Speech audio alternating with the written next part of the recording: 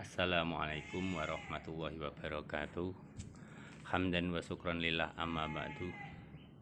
Teman-temanku yang berbahagia, saya akan menyampaikan materi metodologi studi Islam yang berjudul konservatif tran dan gerakan politik fundamentalis. Dosen pengampu Dr. Muhammad Arfan Muammar, MPDI. Materi ini disusun oleh Husnul Huda dengan teman saya Bapak Hamdan.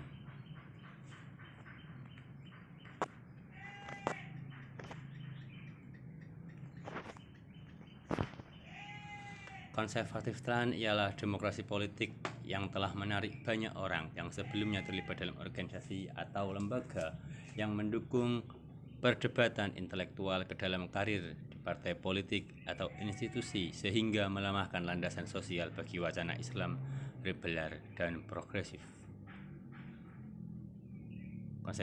Konservatif tran sudah ada sejak dahulu, sebelum saya atau sebelum teman-teman semuanya.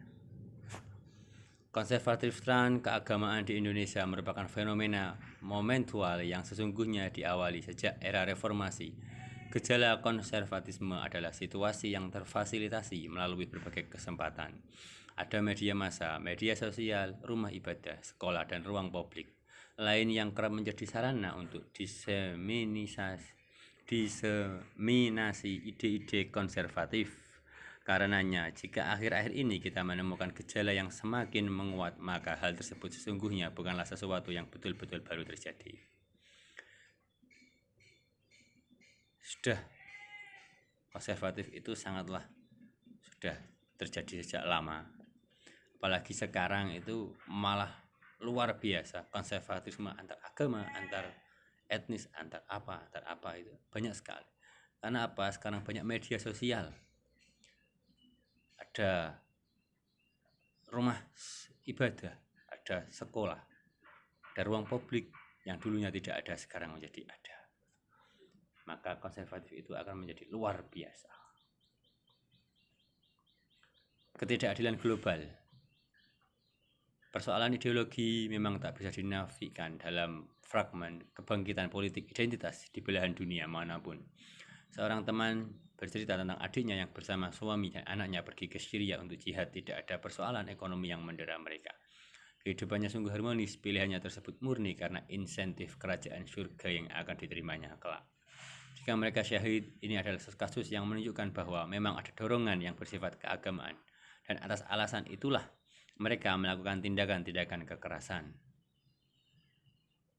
Konservatifan sudah menjadi ideologi mereka, sudah mengideologi pada diri mereka, sehingga mereka bergegas dari rumah yang damai, dia pergi ke Syria untuk jihad. Dalam ideologi mereka mengatakan jihad kita akan mendapatkan surga kelak.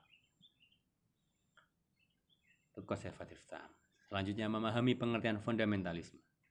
Ahmad Gauss AF mendefinisikan fundamentalisme sebagai suatu pola pikir yang menempatkan teks agama sebagai rujukan utama yang bersifat absolut dan final. Tidak hanya itu, perujukan tersebut juga dilakukan secara harfiah dan menerapkan pemahaman harfiah itu dalam realitas kekinian secara apa adanya tanpa mempertimbangkan dinamika dan perubahan. Sementara Greg Fadley menerangkan bahwa awalnya istilah fundamentalisme dipakai dalam sejarah ilmu sosial di Amerika Serikat untuk menggambarkan atau memberikan label bagi kelompok Kristen Amerika Serikat yang sangat literal atau puritan.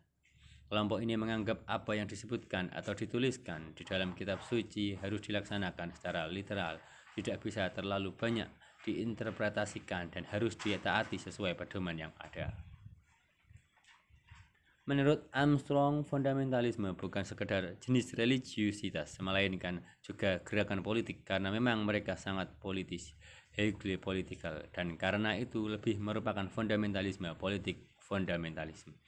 Sementara itu, Martin van Burijnissen mendefinisikan fundamentalis sebagai aliran yang merumuskan, yang memusatkan diri pada sumber-sumber utama Islam seperti Al-Quran dan Hadis, dan berpegang teguh kepada literal yang ketat. Mereka memiliki beberapa kesamaan pandangan dengan buku-buku konservatif seperti penolakan pada hermeneutika dan wacana berbasis hak, tetapi bentrok dengan mereka terkait praktek-praktek yang tidak punya dasar rujukan teks yang kuat.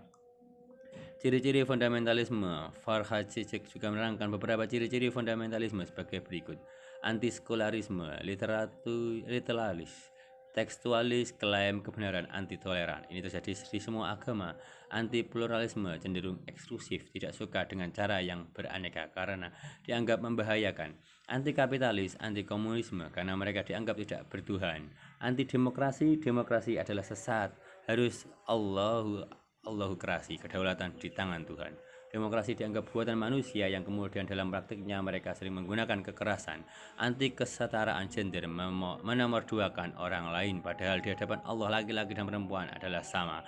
Senada dengan ciri-ciri yang dikemukakan oleh Farhad Sheikh mengutip Monghisi Lili Jagia Munir menulis bahwa secara umum ciri-ciri umum fundamentalisme dapat disimpulkan pada 3 hal, yakni anti modernitas, anti demokrasi, anti feminisme.